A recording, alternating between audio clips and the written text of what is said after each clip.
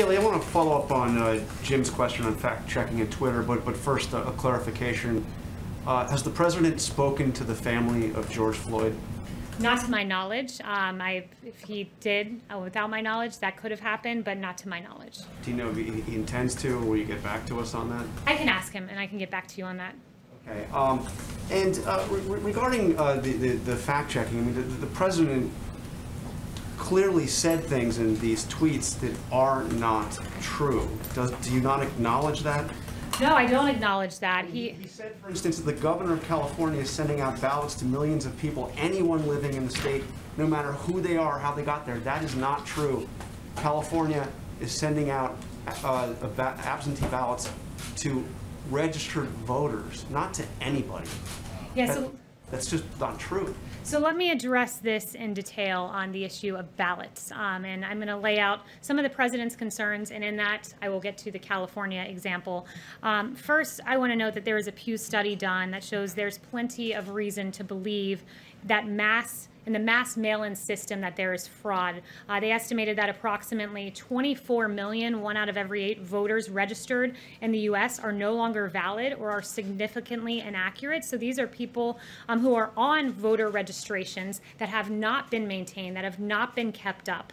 More than 1.8 million have been deceased, they estimated. And then when you look and drill down into some of the examples that we've seen in states, Nevada I read about this last week, and it just really struck me as a perfect example of what the president is concerned about with mail-in ballots and the fraud that can be inherent in that. There were ballots, because Nevada mass mailed them out to voter rolls, that were piling up in apartment complexes, outside of apartment complexes in Las Vegas, sitting around in trash cans. This is how we're protecting ballots. It's extraordinary. Postal workers, one 36-year veteran carrier said she's never seen anything like these influx of absentee ballots. All of the people had moved or died when she set out to deliver on her first delivery route, and this happened just recently. You can go read the articles from last week. She found 65 ballots of people who had moved or died on her second carry, 100, and then as the week progressed, thousands just sitting in crates. I mean, this is extraordinary. This is not how we should be protecting U.S. ballots. In South Carolina, the Democrats sued to force a rush transfer of mail-in voting, and this happened again recently. I think it was last week.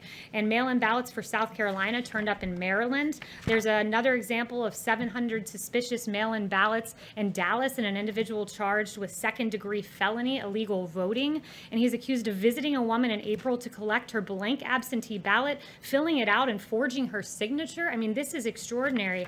And then you go on, there's a New Jersey example of over 3,000 ballots that were seemingly set aside. And going to California, you mentioned, California is one of those states that's notorious for ballot harvesting.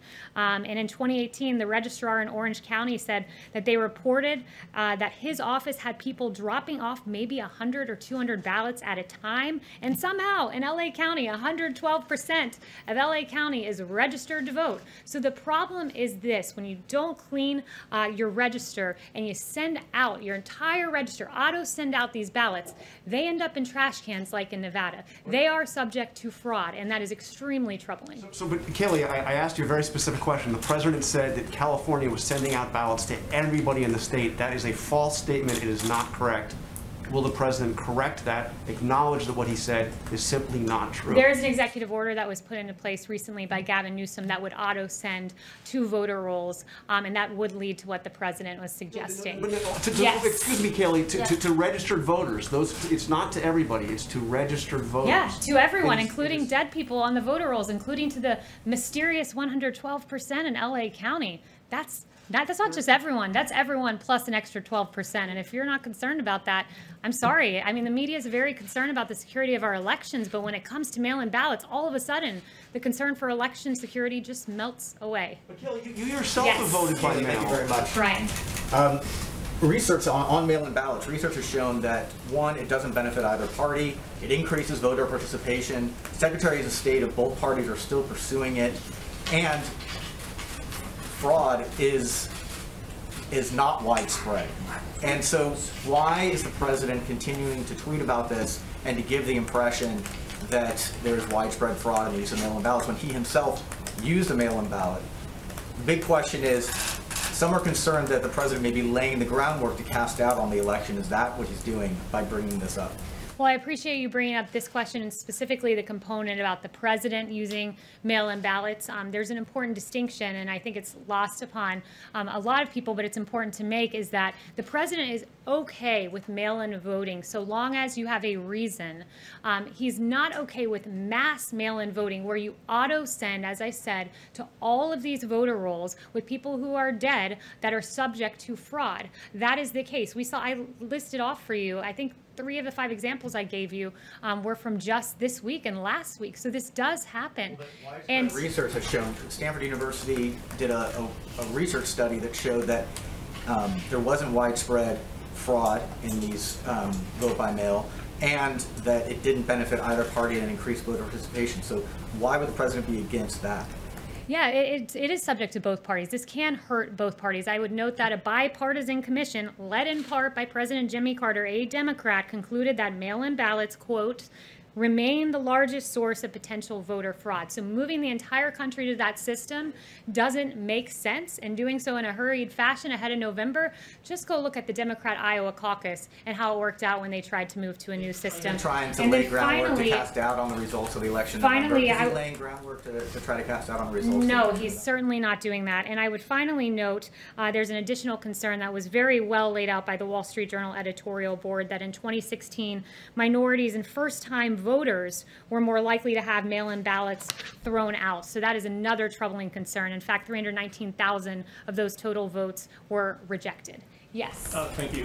Back in November, President Trump went up to Walter Reed, said it was for phase 1 of his physical. When does he plan to complete phase 2 and release the results to the public? Yeah, I don't have an update on the physical, but because you asked that, I'll specifically inquire about that today and try to get back to you. Do it? You what? He does plan to do it? Yes, he does. Yes. Yes. Thank you. Thank you for doing this. I wanted to ask you about, President has completed his 2 weeks of hydroxychloroquine.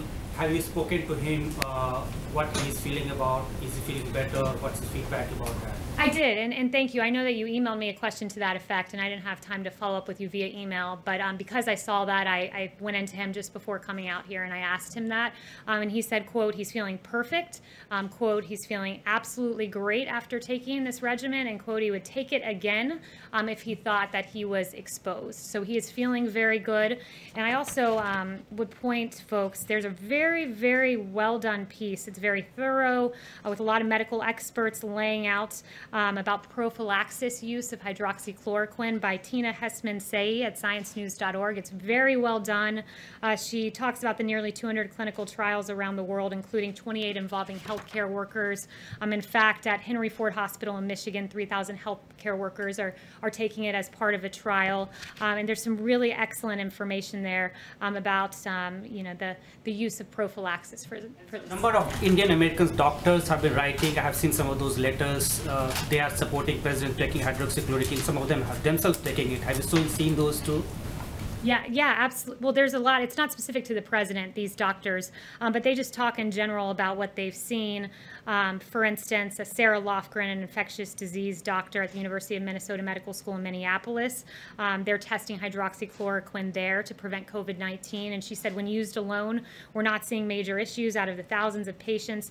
We're not seeing things that some people are concerned about. And I would just note that it's important, of course, always, if taking hydroxychloroquine, get a prescription from your doctor. Doctors are the ones that need to be prescribing this. But that being said, I think that some of the hyperbole around this drug that has been on the market for 65 years, been approved for use in 3 other maladies, and has been approved for off-label use, when there's a lot of hyperbole about this being unsafe, some of the things I've seen reported out there, there are consequences deterring people from being recruited into actual clinical trials. I have some quotes from a New York epidemiologist and others conducting trials saying they're having trouble recruiting people because some of the myths that are out there. So it's important to note that this drug has been safely used by millions of people for a long time. One more on China. Yes. President yesterday tweeted about he wants to mediate between India and China on the border dispute. China has been behaving very weirdly, very aggressively with its neighbors in the last few weeks, in particular in South China, so you must have seen on the Indian border side. What's the message President has to these countries? Yeah, I'd refer you back to the president's tweet on that one. Yep. Yes, Christian. Thanks, Kayleigh. We saw reports that before swearing in John Ratcliffe as DNI, Rick Grinnell declassified a trove of documents related to the Russia investigation. The President hinted that those could be made public sometime soon. Does the director plan on doing that anytime in the near future? Yeah, so those, I believe, are under a process of review by the DOJ, so I'll refer to them on that. Yes. Tom, do you have a question? I thought I saw you had your hand raised. No? Kayleigh. Kayleigh? Yeah, back there. Yes, hi. Thank you. I want to ask you about Russia's recent actions in Libya. The U.S. AFRICOM has been issuing statements recently about U.S. actions there, and in their statements they're saying that Russia is clearly trying to tip the scales in its favor in Libya, just like it did in Syria, by deploying military aircraft likely to provide close air support and offensive fires for the Wagner group that is supporting Libya's LNA fight against the internationally recognized government. What's the White House position on this? Do you agree with the U.S. AFRICOM assessment that their actions, the Russian actions in Libya, are destabilizing the region? Yeah, we encourage de-escalation in Libya, and for more, I'd refer you to the DOD. Chanel? Thank you, Kayleigh. If Joe Scarborough were innocent, couldn't he sue the president for defamation? And then, in turn, couldn't President Trump's attorneys immediately depose Joe Scarborough and allow him to go on under oath and explain how, this 28-year-old woman was found dead by his desk with multiple skull fractures? Would the president welcome a defamation suit from Joe Scarborough? So on that, I would just refer you back to some of my previous comments that the audio on the Don Imus show was very disturbing, where there was a lot of laughing and joking about this matter. That certainly is not a laughing and joking matter. Do you think that Scarborough has grounds to do so? So I have no further comments other than to just point back to the Don Imus audio. Who hasn't? Yes. Do you have a question? Yeah. When were the states first notified that they would have to take the lead in COVID-19 testing? I know the CDC was working on it early on, January, February, there was a problem with the test. When were the states told, hey, you have to prepare and take the lead here in testing your population? So I don't have a precise date for you, but I know the way the process went, where the states came up with the plans that they thought they would need to have adequate testing in order to reopen. Those plans were given to us, and Admiral Joie meticulously went through all of those plans, ensured that we had enough supply to shore up those plans that states had, and to make sure that states had enough to safely reopen. So that was how the process went, and the president has done really extraordinary work with testing. 300 to 400,000 tests per day is a pretty good number, a very good number, I would say. More than 15 million done, beating the world in testing numbers, and under 10% positivity is at least the barometer given by the WHO as what's necessary. And nationally, we're at under 10% positivity. In fact, we're at 7.5% positivity rate. So we are doing quite well on testing. Is there anyone who hasn't gotten a question? Because right there. Yeah, thank you. Has the president heard from his counterparts regarding the G7 summit? Is it actually going to take place in June at the White House? We do aim for it to take place then. It's gotten positive reception. I inquired about this 2 days ago and was told it's getting very positive reception from world leaders. So we do intend for that to take place here. I have a call on you. Yeah, perfect. Thank you. You yourself have been able to vote by mail several times. Do you think anyone with health concerns, who has health concerns about going to the polls, should have that same convenience, that right? So what I would note again is the distinction between absentee voting and having a reason, and mass mail-out voting, where ballots are sent in a widespread fashion to people who are dead but on voting rolls, and those ballots end up in trash cans. That's a state-by-state consideration. I'll leave it to states to determine what is a valid reason, but there are, if you're an elderly person who's unable to get to... They're doing this out of health considerations for a lot of their residents. And if they want to pursue that track, is there anything wrong with that? Again, I mean, you're asking, I assume you're asking with relation to the pandemic that's going on. None of us know where we're going to be in November. I'd first note that we don't have a crystal ball. But what I would say is that there are real concerns when you don't do in-person voting. And South Carolina is a great example where Democrats literally sued to force rush mail-in voting. And what happened? You had ballots from South Carolina ending up in Baltimore. That is not a tenable system. And as states start to reopen and we see people out at beaches in Florida and we're not seeing these mass spikes, and we see people safely going to restaurants and social distancing and washing their hands and doing all of the wonderful mitigation techniques put forward by our experts, they're reopening society and they're doing so safely. And I think there's a way to continue our great civic duty of showing up and voting in a way that is safe. In the same way it's safe to eat at a restaurant, it's safe to go to a beach, we can vote in a safe fashion. And I think that's something that is good and to be celebrated as we head to November. All right, I think I took everyone's question. Thank you so much, guys.